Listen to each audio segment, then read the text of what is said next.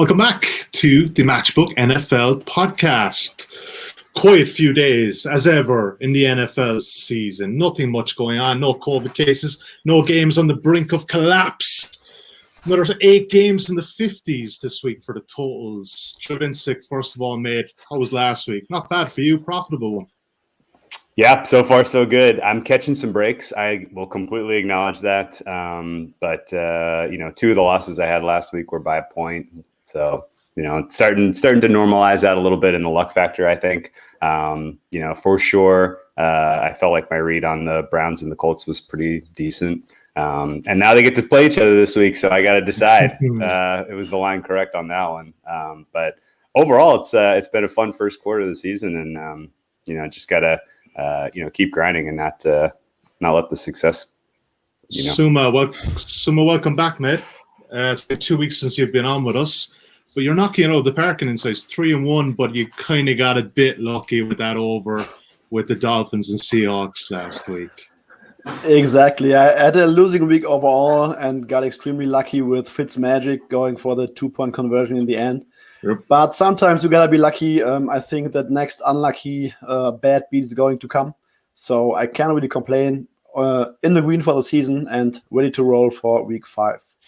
Yeah, and Adam Gase still has the job as the New York Jets head coach. I don't know how that is possible. Adam Chernoff, we won't stick too much on that, but it's been kind of tough sledding for you of late, mate. Haven't won yet, Sully. Don't sugarcoat it. Haven't won yet on the show in 4 weeks. But so. I will say in your defense, and I've seen this on other Twitter accounts, a lot of guys will shout about the winners, but I always have massive amount of respect for guys who kind of own the situation and say, look, it's not going so great at the moment. But I think it's important. We've all experienced this as bettors to not chase, not change your strategy. And that's 4 weeks, Adam. That's not even a quarter of the season so far.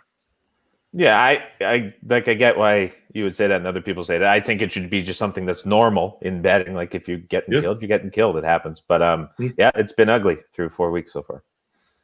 All right, coming up in today's show, we're looking at the Vikings versus Seahawks, the Colts against the Browns, the Raiders against the Chiefs. We're thinking that's going ahead. We're going to say it's going ahead. Price off the board at the moment, and the Jags against the Texans. The Bill O'Brien-less Texans. We'll get to those guys in a while.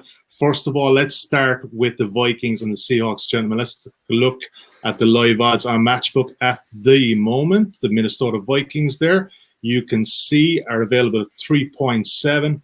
Seattle Seahawks just under 1.33. The line is 7 at the moment. Seahawks obviously laying the 7. And that total, 57.5. Wow.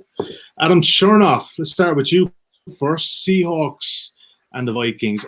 The look ahead to the line to this actually a couple of weeks ago was 9.5. So are we kind of basing this off a slight regression with the Seahawks last weekend and maybe a bit of a boost for the Vikings this weekend? Is 7 a solid number for you? It's maybe now getting a little bit short, but I think this has a lot to do with Seattle's inability to really stop anyone to this point so far in the season, and now laying quite a big number as their price point continues to climb up. Saw like a little bit of resistance with the Dolphins last week as they approached the touchdown. And now, so at that 9.5, it wasn't really widely available, but there was like 8.5, 9. Yeah. So like, I get it. Seattle's just, they can't stop anyone. They forced 1 punt from the Dolphins. They got pretty fortunate with Miami operating inside the 30, 5 drives there resulting in field goals. Miami couldn't put it in the end zone, but I thought it probably took away more positives from what I saw in Miami than Seattle. Not like Seattle needs more positives from what they've done on offense. It's been fantastic. Can't really make a case from that perspective, but we're seeing this total in the high 50s, 57.5, highest total on the board. Seattle's played the 10th easiest schedule of opposing defenses, 6th easiest schedule of opposing QBs. Opposing offenses, 6th easiest schedule of opposing QBs. They're 20th in defensive EPA, 23rd against the pass, 21st on overall success rate. And this is a Vikings offense continuing to improve each week as Justin Jefferson emerges as a deep threat that they were missing in the couple early weeks before with the absence of Diggs. Jefferson finally finding his way. But the Vikings above average in EPA, back-to-back games, again, where Jefferson has emerged as that vertical threat, ground game 5th in EPA, So the Vikings, from a ranking perspective on offense, are going to be the most difficult opposing offense that Seattle has faced this season. Dallas 16th, New England 17th, Miami 18th, Atlanta 21st. So just from a numbers perspective, it's a slight step up in class for that Seahawks defense. Jamal Adams still can't run. Quentin Dunbar was doing light work yesterday on the practice field, so two key pieces within the secondary. I don't know how long Seattle can keep winning games like this. They went all season doing it last year. This year, that offensive production has been tremendous. Certainly not going to knock them for that, but I think the defense is taking quite a step back this season. And again, it's a big number, but it's just not one with the Vikings that I want to necessarily step in front of Russell Wilson for a second straight week. Ended up with a loser on the Dolphins last week, but I get why the move is there. I don't know if I can necessarily oppose the Seahawks offense. Drew Dinsick, you look at this Vikings defense, they've given up the most passing yards in the league. They're going up against a quarterback who's already thrown 16 touchdowns through 4 weeks, and you smell a massive Seattle score, even a team total there. What are you thinking with this one? Yeah, I don't mind laying the 7. I get all of Adam's points. I don't personally think that the Vikings offense warrants that level of praise, I guess. And I would put some criticism on the coaching specifically.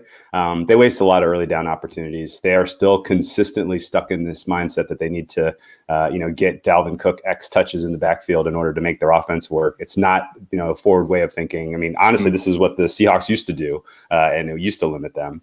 And realistically, you're going up against a Seattle defense that isn't great. I completely acknowledge that. They play a lot of base, and when you have like a relatively dynamic set of weapons, or you have a kind of a creative offensive coach like the Patriots did when they went up against them, like the Cowboys did with their wide receiver sets, you can move the ball with ease and you can score and you can go score for score with these guys. But if you're running kind of the antiquated way of offense, if you're consistently trying to establish the run, and if you're wasting downs, then you're going to have a tough time going score for score with these guys, because they still have a decent linebacking core. Bobby Wagner's playing well this year. We're probably going to get some of the secondary pieces back for Seattle in this game, which I think helps potentially match up for the fact that Justin Jefferson is emerging as a wide receiver threat for the Vikings, giving them at least 2 weapons in the passing game.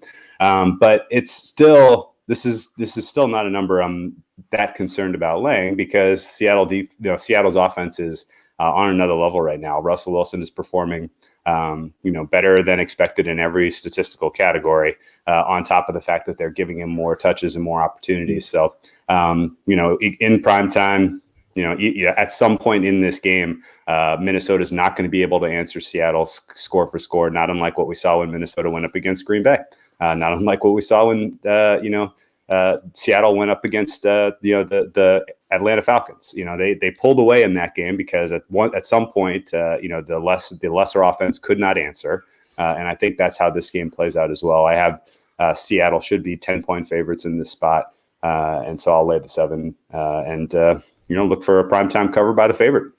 All right, Suma. Drew is exceptionally bullish on the Seahawks here. Where are you laying on this one? Not a strong opinion, but not a disagreement either. It's funny that the Vikings have the 2 best wide receivers graded by Pro Football Focus, but they are running the ball on early downs at the highest rate in the league so far. This is completely ridiculous. Like Drew said, they are wasting so many opportunities, putting Kirk Cousins in so many tough third down situations behind a questionable offensive line when it comes to pass blocking. Their run blocking isn't really bad so far, but their pass blocking is. So they are always going into these tough situations. And I think what Vikings bettors will hope for is a backdoor cover in that game, because I think that secondary of the Vikings is not going to stop Russell Wilson.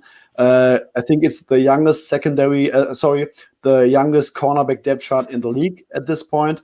Cameron Dantzler, Holton Hill, Mike Hutchins, Jeff Gladney, they are all very young in their first or second or maybe third years, and they are being graded with coverage grades in the 40s, 50s, low 60s at best.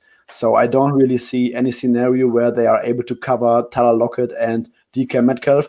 But I think as soon as the game is getting a little bit out of hand, we might see a pass-heavy offense from the Vikings.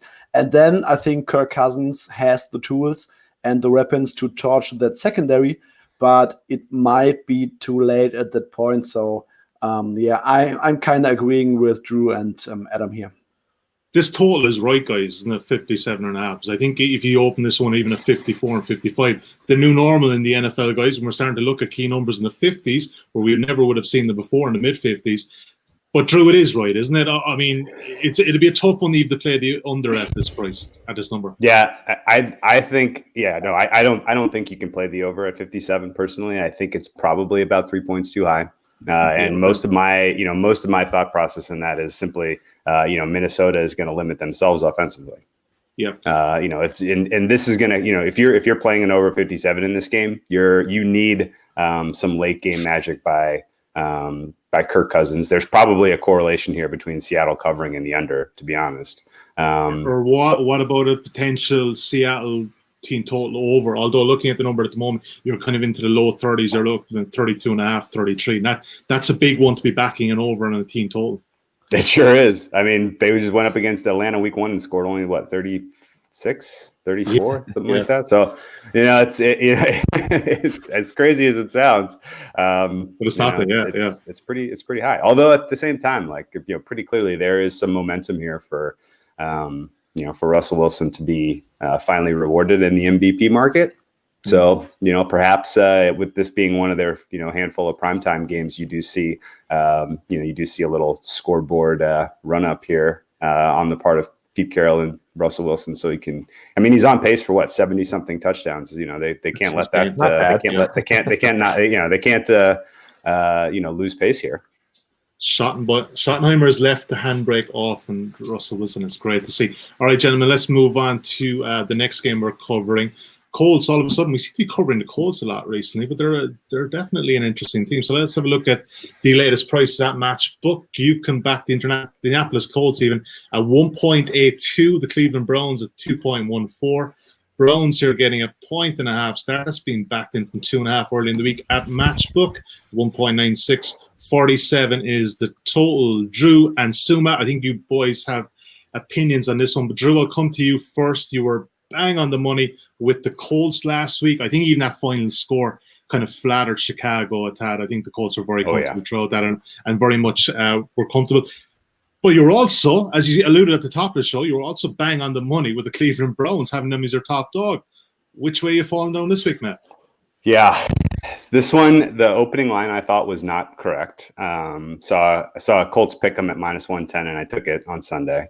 It's moved since, market wise, as you can see, it's 1.5 now. It's 2.5 at other places. And I understand now some of the momentum coming back on the Browns makes total sense to me. There are a couple of key injuries here that favor the Browns. They're getting back a couple of key pieces. Offensively, David Njoku coming back is nice for them. He's a very, very competent tight end and complements what they like to do, which is run these heavy sets.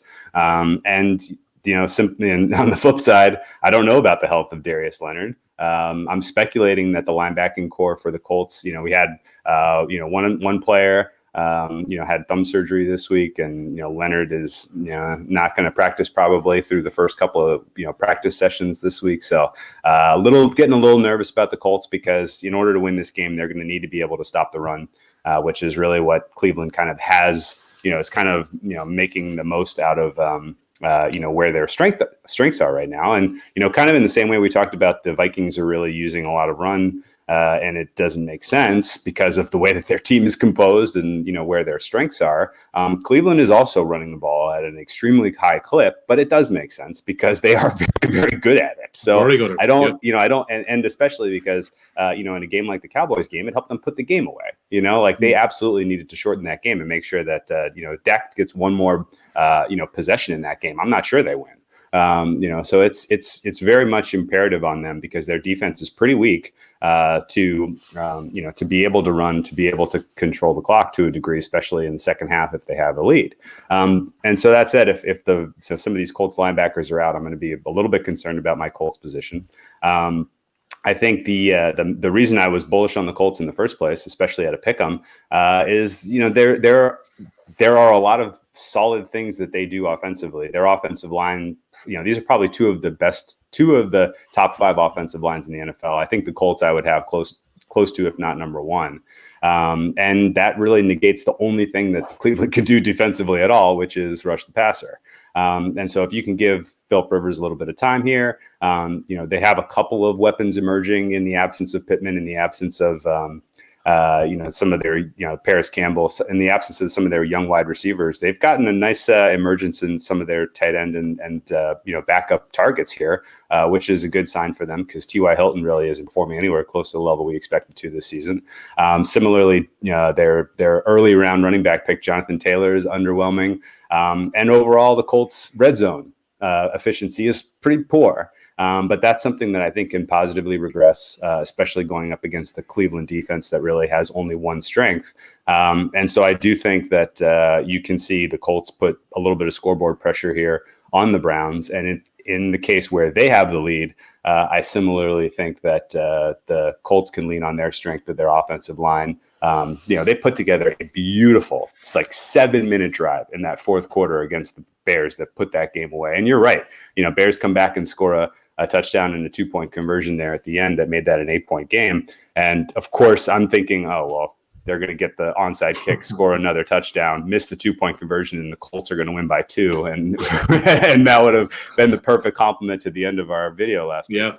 But surely I did think that, the Colts left a lot of points on the field, kicked a lot of field, and they've been doing this a bunch. They did it against the Vikings. They did it against the Bears. 2 teams they should have beaten. They could have scored 40 on both of those teams, and they only end up in the high teens and the 20s. So, they for sure are leaving points on the field. If they get a complete offensive performance, if they have a little bit of positive regression in terms of red zone efficiency, I think the Colts win this going away. And I forgot to mention, you finally had a bit of Nick Foles redemption last week. That was long overdue. Overdue. So look, you had a bit of a back and forth with Adam last week on the Colts. There was opposition last week. There's opposition this week to your Colts pick. Suma, take it away. Why are we back in the Browns? Yes, I'm on the Browns in this game. I love the Browns, and let me start up front. The Browns. Love the Browns. Okay. Yes. I took them on the money line. I didn't take the points. The Browns are having the best offensive line in the league right now, and I don't really think it's really close. They have the best run blocking grade in the entire league at 88. The next best team is at 78. That's 10 points better. I've never seen that since using PFF. O-line coach Bill Callahan is doing a fantastic job. They are also ranking second in pass blocking grade. So this is a phenomenal unit, and it really helps Baker Mayfield because his biggest issue was condensed pockets in the past. As soon as he feels pressure, he is panicking. Since week 1, which was a terrible game against the Ravens for Baker Mayfield, the Browns ranked 3rd in EPA per dropback. The passing game has really come to life. But it doesn't really get mentioned in the highlights because we see all these pancakes by Wyatt Teller in the run game. And the Colts defense gets a lot of praise right now, but I don't really think it's justified. Okay, but just look at those metrics for a second. And I know this is only 4 weeks of a sample size. And Adam, I know I'm going to bring you in here in a second. You made some pretty salient points in your insights post last week. But are these metrics not impressive? They've given up 945 passing yards. They've only given up 54 yards per game rushing, and they've allowed only an average of 14 points per game. Would that not impress you at all, Suma? That would actually scare you off the Browns here? So in week 1, they got completely shredded by the Jacksonville Jaguars.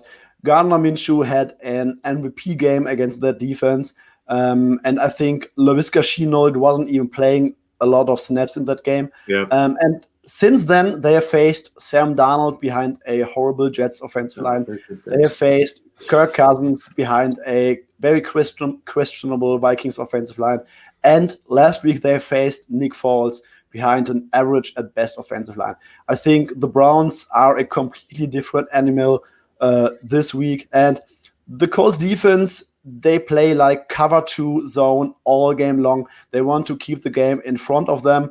And for offenses love to run against cover 2 because you have light boxes, you have both safeties away from the line of scrimmage. And the Browns, they're going to pound the rock against that defense. And I don't really think that this defensive line, which has been playing exceptionally well, can really hold up against the best offensive line in the league. And as soon as the Colts start stacking the boxes, Stefanski is going to counter with lots of bootlegs, play action plays between the soft spots in the cover 2, where the safeties and cornerback have to make decisions. Darius Leonard, he has a groin injury. I think groin injuries are very tough. I don't anticipate him to play. He's been basically their best defender behind DeForest Buckner. And I really think that this Browns offense is, especially the offensive line, they are going to impose their will on their defense. I think they will have no issues moving the ball.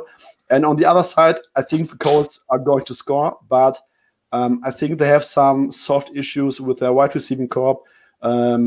Paris Campbell is on IR. Michael Pittman is not playing. Very thin receiving corps. So Philip Rivers is going to rely on a bunch of non-elite tight ends. And I don't really see them outscoring the Browns on the road this week. And that's why I'm happily taking the Browns money line. Okay, Adam Chernoff, dive in here, because you touched on it last week how you were relating to your stubborn streak. You've gotten rid of that with the Colts. You said that you were very high on them at the start of the season, and following 2 or 3 weeks in, you started to change your mind. Where are you lying now? Are you still kind of thinking this is a good opportunity to oppose the Colts?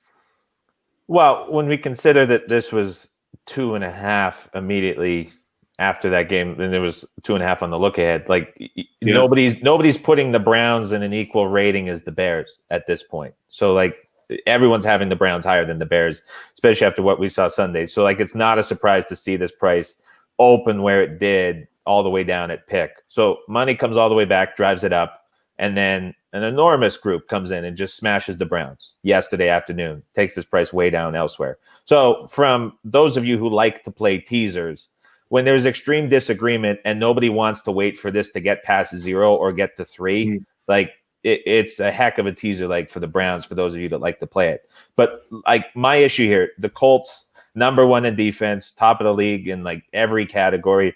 It's a similar thing to what we saw last year with the Patriots through the first 8 weeks. New England played one of the most historically easy schedules of opposing offenses through the first 8 weeks, put up just ridiculous numbers. But the Pats had some of the most elite individual cover talent on that roster in an extremely aggressive man coverage scheme. The Colts are doing a similar thing against a comparably easy schedule of opposing offenses, but they're doing so in this soft cover too, which is fine. It's the scheme that they play, but they've only been behind in the last 3 weeks for 14 total snaps. So everything about all of the games that the Colts are playing are setting up perfect for this defense to just sit back and let everything happen in front of them. But I don't think anyone believes that Xavier Rhodes is the number 1 cornerback in the NFL. TJ Carey out with an injury. I don't think that he's a top 10 guy either. Darius Leonard, very unlikely to play in this game. Okereke at linebacker, he's played 80% of snaps so far on defense. He's unlikely to play in this game as well. Malik Hooker, as we talked about last week, he was lost a couple weeks ago. So now these injuries are starting to pile up on this defense. I don't buy them as a number 1 unit in the league. And like Suma said, if they're going to sit in cover 2, if you're an opposing offense and you want to run the football, you want to do it against cover 2 because offensive linemen against safeties in the open field is a positive matchup every single time. And the way that Cleveland is pulling their guards around and finding these blocks in space, they're doing it so well. It lines up to be a really good matchup for Cleveland to move the ball on offense. Where I start to have some issues with the Colts on offense as well, this is a team best in the NFL average starting field position. The 35-yard line is where they've averaged their start of each drive.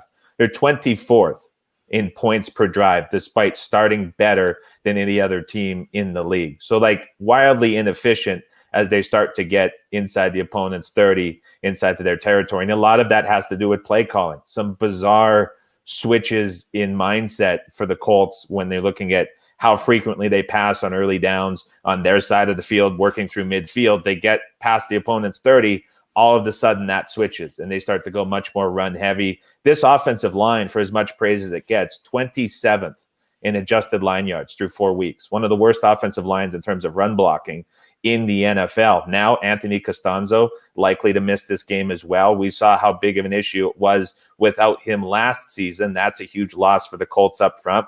As Suma mentioned, Paris Campbell on IR. He was one of Rivers' favorite targets in the first week and a half when he played. Michael Pittman now is going to miss. It's an offense that's going to have to work through multiple tight ends, which seems fine, but they're just not super efficient at doing it. As much as that scoreboard suggested that the Colts performed extremely well against the Bears were actually 7% better in down-to-down success rate throughout the entire game. The Colts were outgained by nearly half a yard per play, just 4.3 yards per play for the Colts that entire game against the Bears. I think it's a lot closer than it potentially looked. The inefficiencies in the red zone, no question about it.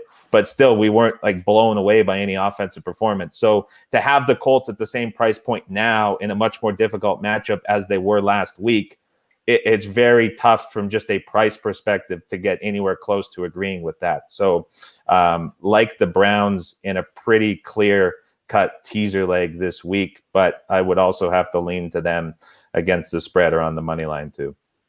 Drew Dinsick, jump back in, man. I mean, those are all very compelling points. Trying to make me buy out of my my pick'em here pretty effectively.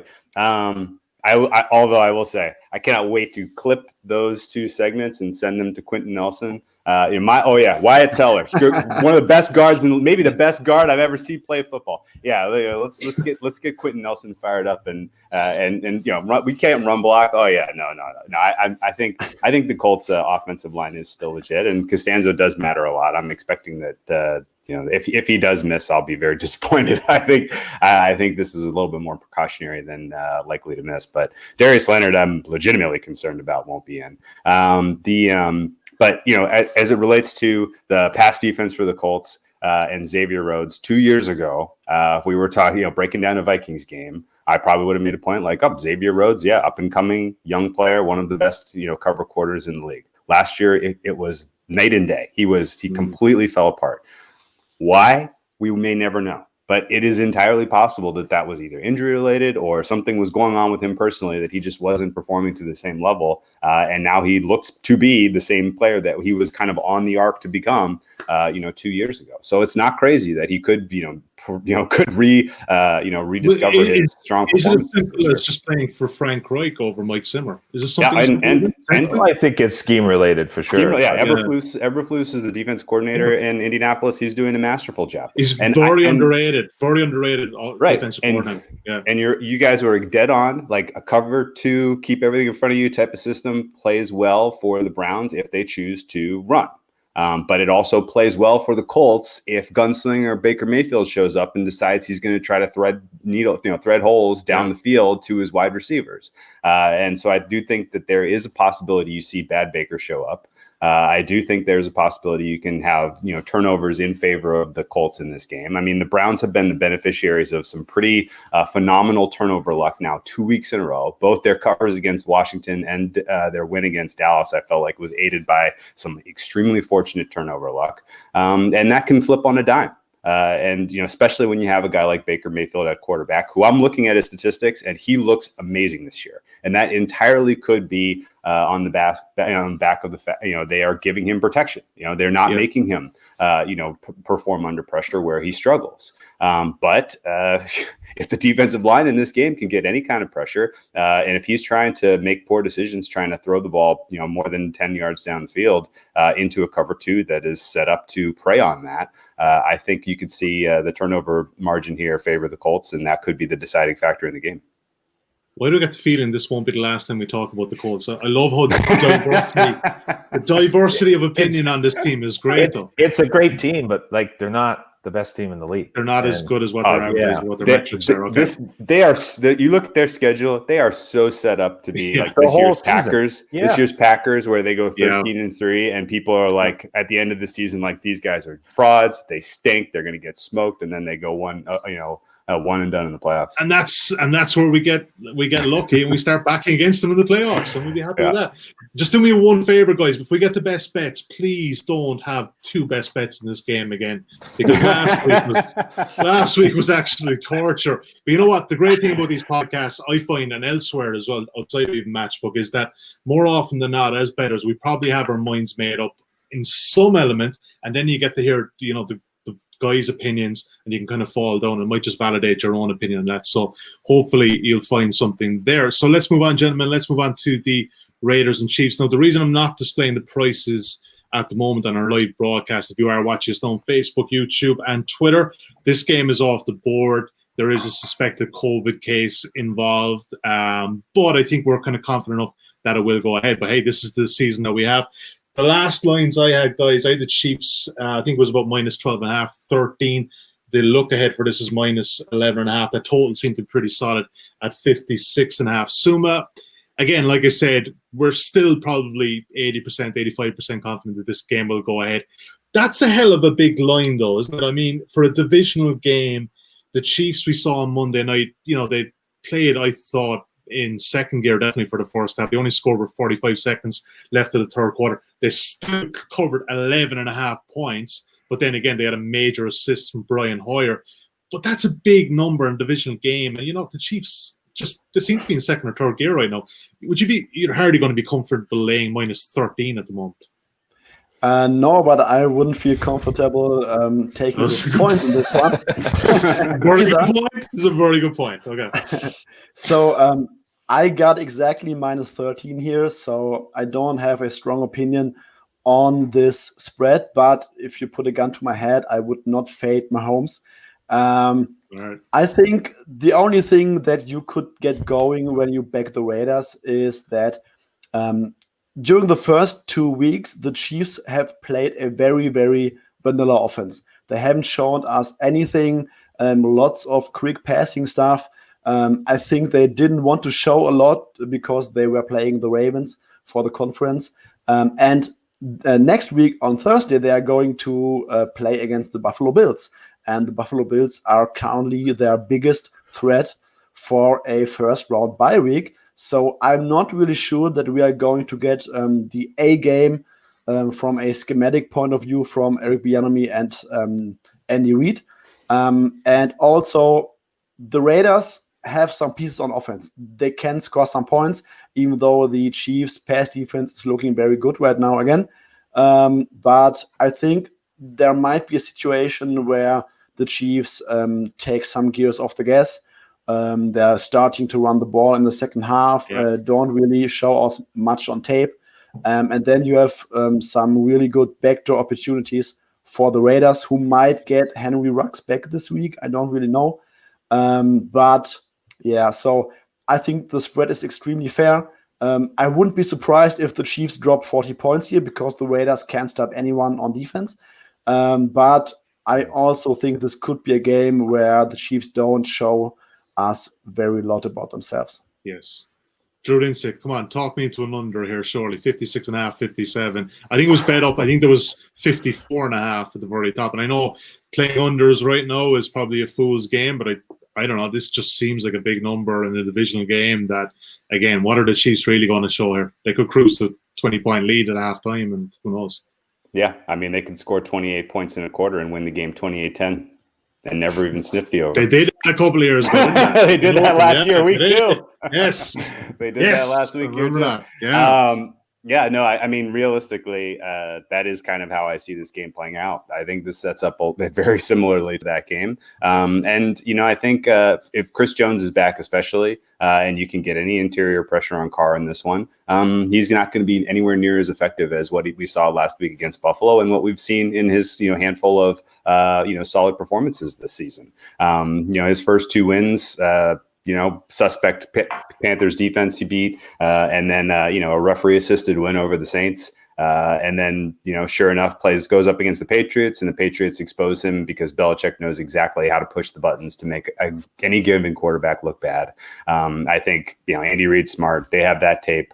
They've played Derek Carr many times. I would be shocked if you see a good Derek Carr show up in this game, largely because they're still dealing with a number of injuries on this offensive line for the Las Vegas Raiders, and maybe the one thing the Chiefs can do well defensively is get after the pass rush, especially with Frank Clark and Chris Jones is kind of a nice duo in terms of pass rush. So realistically, I know that the Chiefs defense was going up against pretty awful quarterback play for the Patriots on Monday Night Football. Brian Hoyer and Jarrett Stidham were both Fs in the passing game in that one. And that maybe made their passing defense look a little better than it is.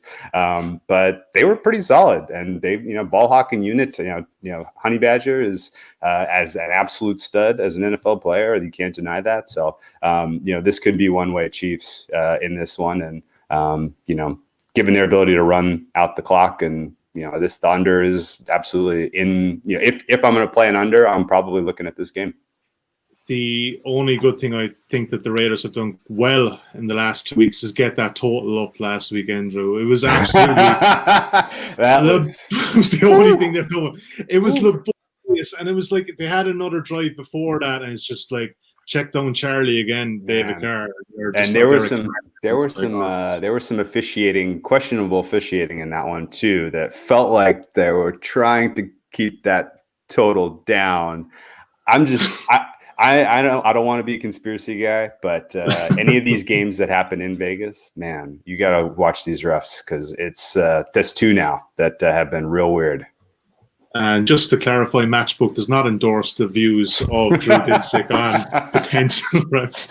Get that all in there. Adam Chernoff. Yeah. It's out there. Adam Chernoff, what are you thinking with this one, man?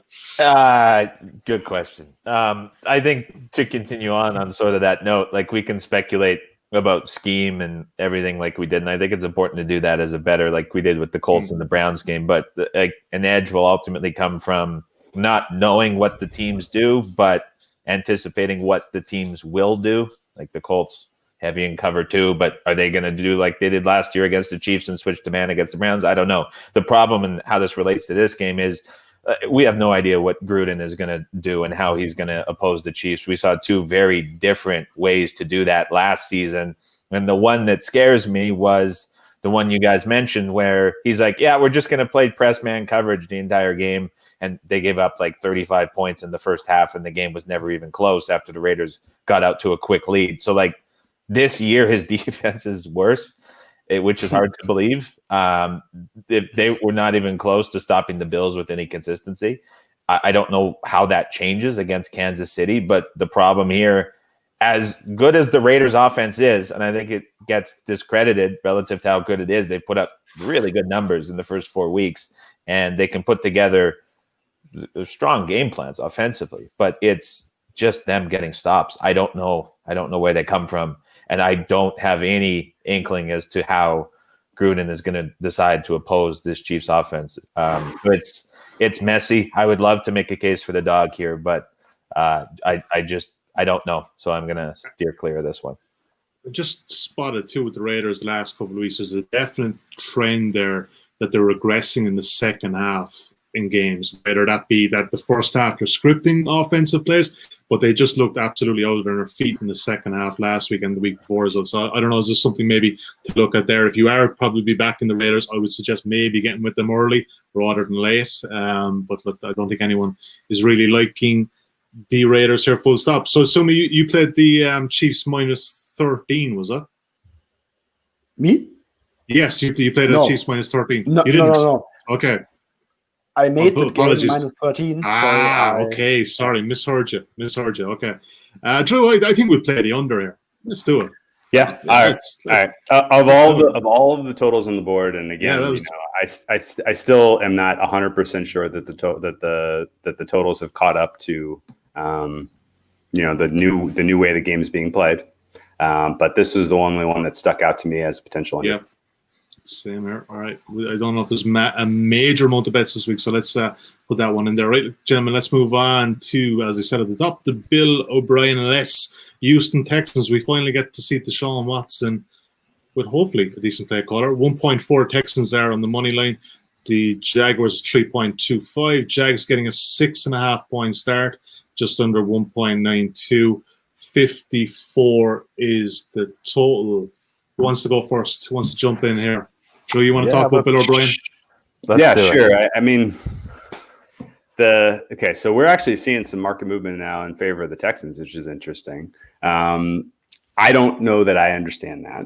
I get that Bill O'Brien this was probably a top one or two worst GM tenures of our modern lifetime in the NFL. He made the worst trade I've ever seen in my life. And he constructed a roster that is both lacking in talent, lacking in youth, and they have very few assets, really, even to attack. They didn't have any assets in this last draft, which was one of the best drafts that we've ever had. They don't have any assets really for next year's draft. So this was a horrific tenure, and just in terms of a franchise destroying, event.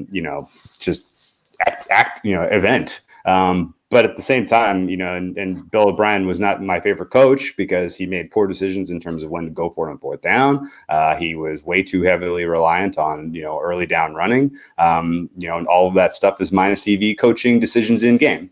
But at the same time, he won a lot of games on the basis of he has a vision in terms of how to attack his opponent and how to put together a game plan that was pretty solid. And so now in his absence, I don't know if you're all of a sudden going to see Deshaun Watson turn around and be this amazing quarterback again. He's been poor this year. Period. His accuracy is way down. I have legitimate questions as to whether this is a Bill O'Brien's fault or if this is because DeAndre Hopkins is not there anymore. DeAndre Hopkins has a catch radius that is just out of this world, wide. He can cover up a lot of accuracy issues because he catches everything. And I wonder to a degree if we have just a general overrating of how good Watson is because he was playing with Hopkins over the first 3 years of his career. Now he's got to thread needles to these, this wide receiver set that he's not comfortable with. He doesn't have a lot of chemistry with. They can't get as much separation. And so in order to avoid, and he's holding on to the ball exceptionally long time, trying to wait for these guys to get open because they're not as good at a wide receiver as Hopkins was. So, there's a lot of things that kind of, I think you can trickle back to that decision in terms of roster construction that have unwound the Texans this year, on top of the fact that they've had an exceptionally tough, schedule to this point. But the Jags are a live offense, and the Texans, I don't think, are just going to all of a sudden snap out of it and show us crisp, solid offensive performance just because O'Brien's gone. And, it could take a couple of weeks for them to sort of figure out, now, okay, who's calling the shots, who's, what are our strengths? How are we going to put together our game plan? And all of that's going to take a little bit of time. So I don't mind taking the Jags in this spot as a live dog. And, realistically, their offense grades out much, much more impressive than the Texans to this point in the season. And I think Austin's offense is so important in today's NFL. I think you have to give them a shot here. Adam Chernoff, Drew kind of touched on it there. There is the potential that the public could potentially get with the Texans in a major way this week, just going off the narrative that Bill O'Brien is gone. And like Drew said, will a switch go off? It may not go off.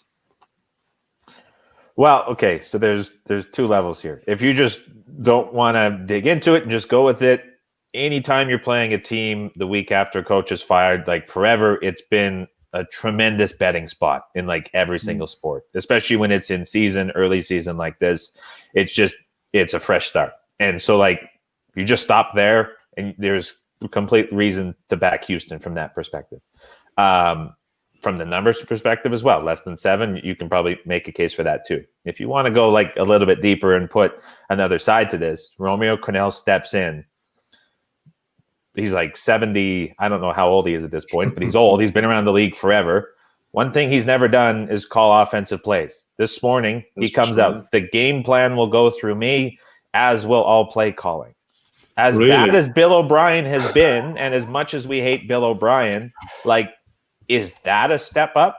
When you say the play calling goes through him, are you saying like the offensive play caller has to get clearance for each play?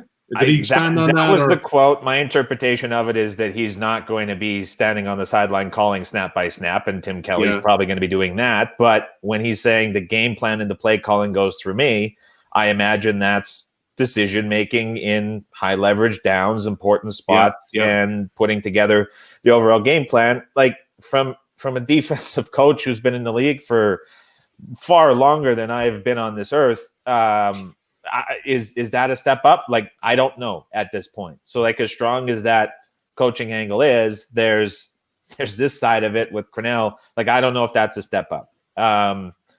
What concerns me, I guess, about Jacksonville is if Jack, Henderson, and Hayden all can't play, when those three guys went down early against the Bengals, that second half where they were all out, Cincinnati did whatever they want on offense. And that was the first time in 4 weeks we've seen the Bengals do a lot in offense in a game that was in a neutral game state situation. First time all season that the Bengals were even close to winning a box score. And the Jags defense looked very much like the youngest unit in the NFL we saw coming into the year. If those three guys can't go, I don't know how the Jags match up against this Texans offense. And you could bring in any coach you want, as bad of a decision maker as he is. The Texans are going to find a way to move the football consistently against this Jags defense. So if those guys play, looks a lot different. On the other side of it, in case I would sort of make, is you're now getting the Texans at their highest price point all season. This is a defense that's dead last, 32nd in EPA allowed per play. They're not stopping anybody either. The Jags have looked actually quite surprisingly well offensively. They do lose Robinson off the offensive line. Chernoff hurt his hamstring again, so he's going to be questionable at best. So there's some pieces missing, but I think the Jags in turn can move the football as well. So it becomes a pretty big price point to lay, knowing that you have this Texans defense that's dead last in the NFL, and now they have to cover a touchdown. Really, sort of the handicap off of that would be how much is that influenced by the Texans playing such a difficult schedule the first 4 weeks of the season against the Chiefs, the Ravens, and the Steelers, which I think skewing those numbers just a little bit. But it's a sort of twisted, complicated game, but you can very easily stop and just say, the new coach angle, that's what I want. And there's a ton of validity to that. But if you go a little bit deeper, I think there can be a case made for Jacksonville as well. So it's a stay away for me as much this week, but an interesting game to handicap. The potential for the over there. I know it's 54. It's a lot of points, but in the new NFL, I don't see where the stops are here, guys. Suma, what are you thinking on this one? No opinion on the total, but I would like to make a case for the Texans here. I was hoping you were going to say the Jags. Go on, go for it. Sorry. Yeah, all right.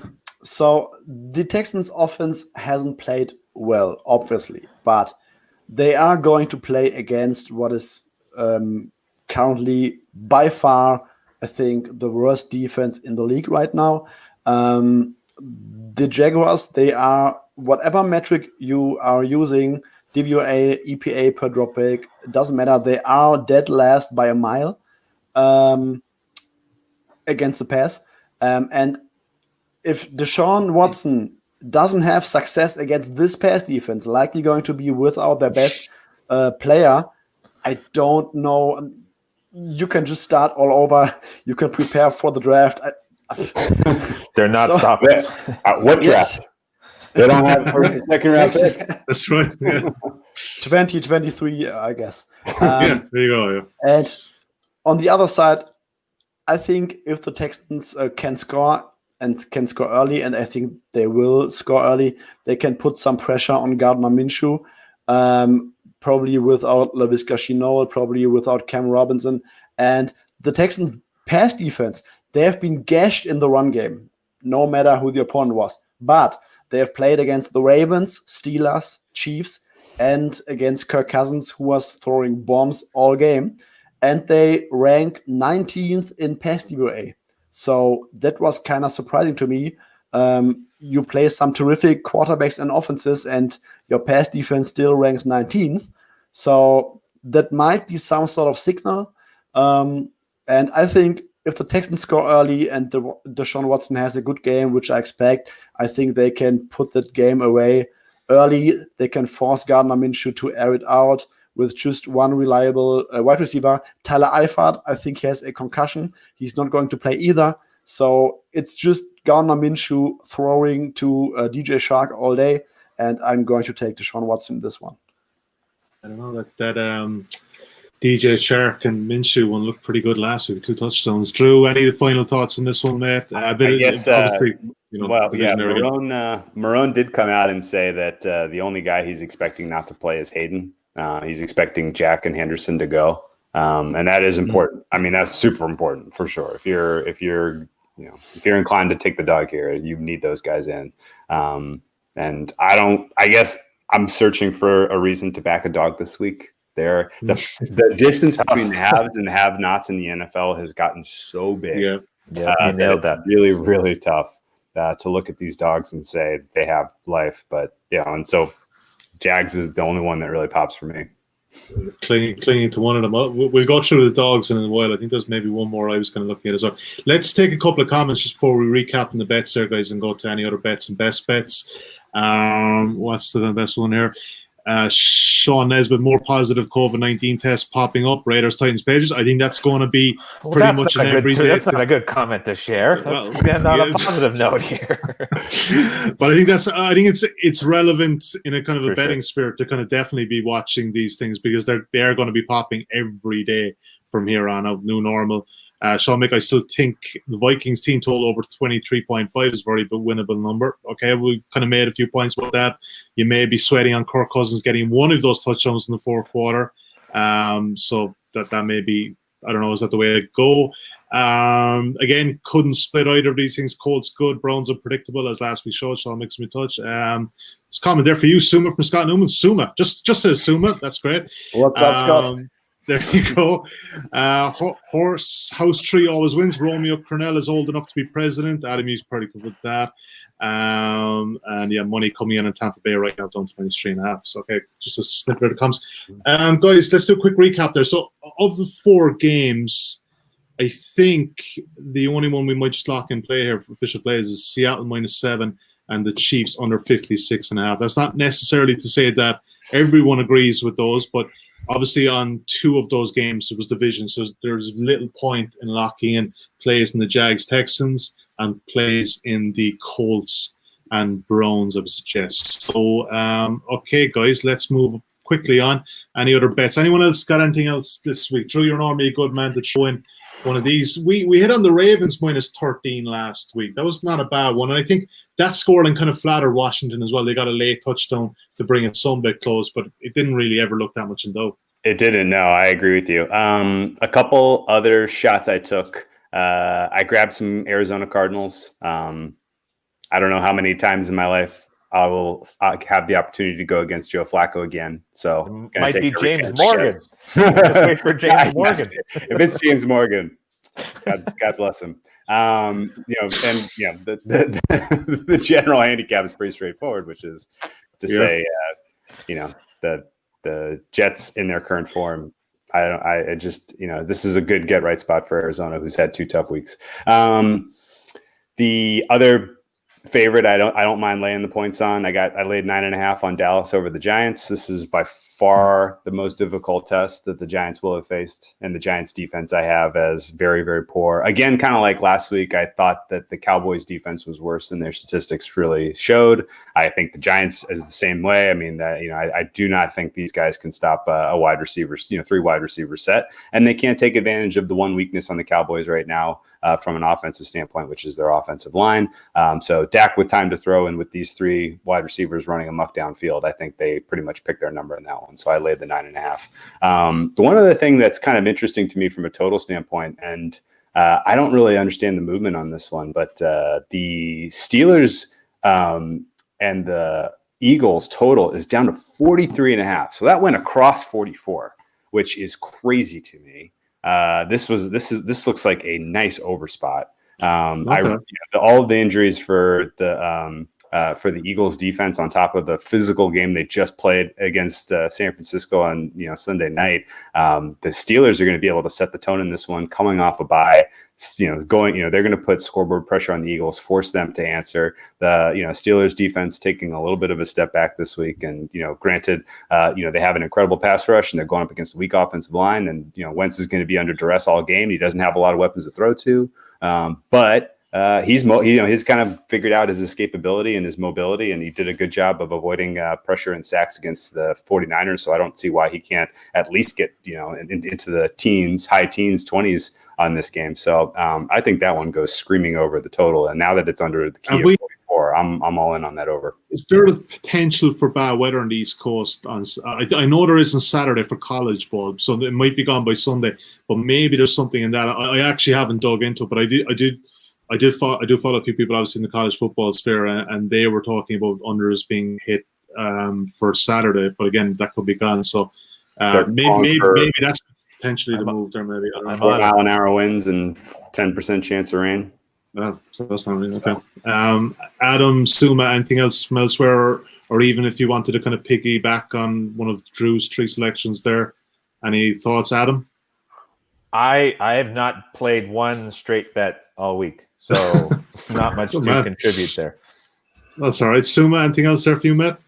I don't have any other bets. That's okay. I would make a counterpoint for the total in the Steelers game, even though it's not a strong counterpoint. But I think the Eagles had a pick 6 last week, so they scored 17 or 18 points offensively.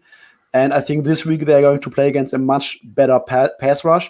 And I think Carson Wentz, he's going absolutely to get destroyed in this pocket, especially when the Steelers are able to score.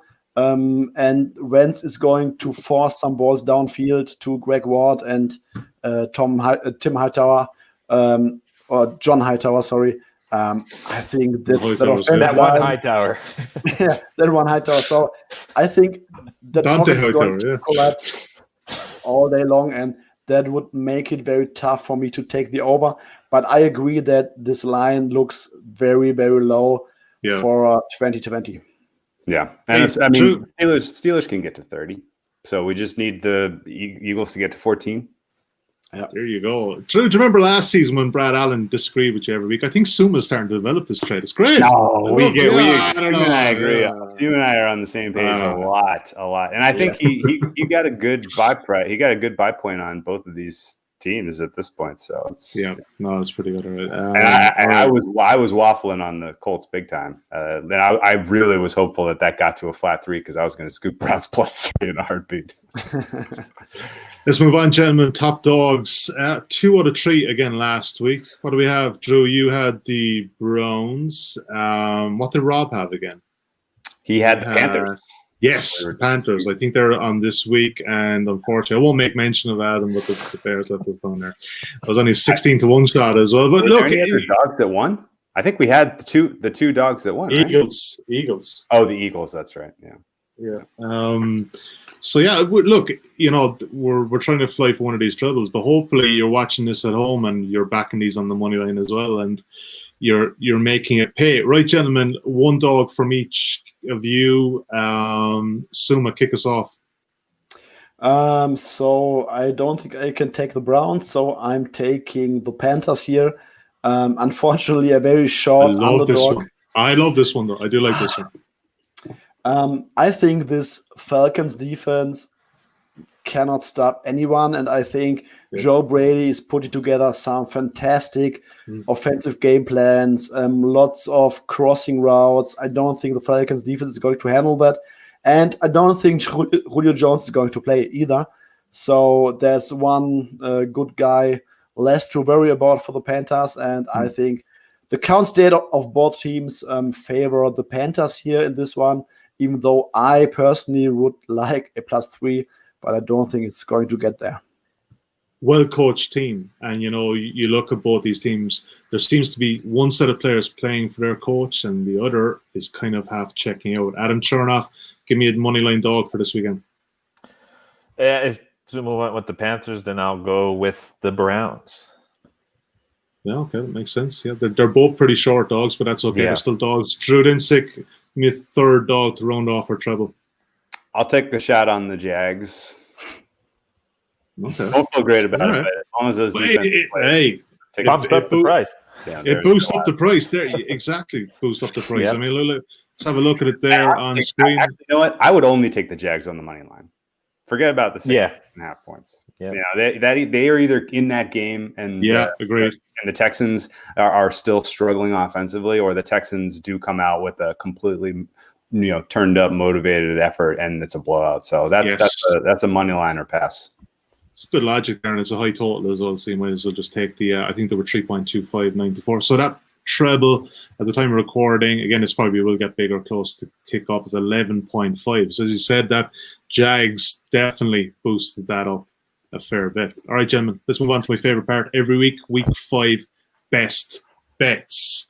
Drew, you nailed it last week. Rob didn't go so well. Adam, you didn't go so well. So I think we're looking for a bit of a bounce back on best bets this week. Drew kicks off. I'm going to stick with the Seattle Seahawks.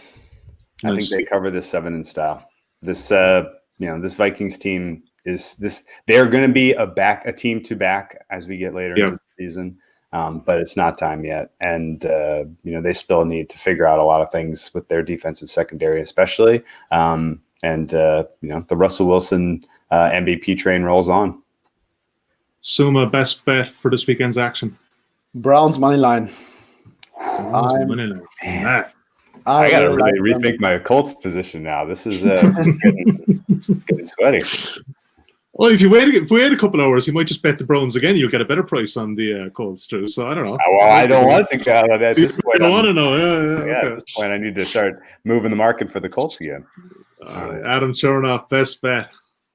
I hate to do this, but I'm going to pull the card for the first time this season, and I'm going to have to pass for the time being. Okay, that's okay. Nothing's in the account. It's the truth. So it might sneak in an article there on Insights to later today or tomorrow.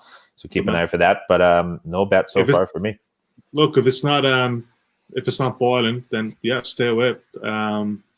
No issues with that at all. Right, gentlemen, we are out of time. As ever, we had a blast. Week 5, it's tricky. I mean, you look at these games, guys. There's not a massive amount of ones exciting me, but look, hopefully we got a couple weeks. This could be one.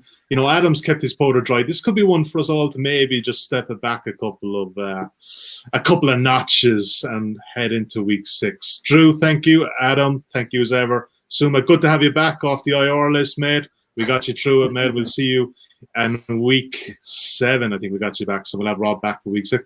Thank you for watching today. Thank you for listening. If you're on the podcast, best of luck with your week 5 bets. And we will talk to you next week. Stay safe.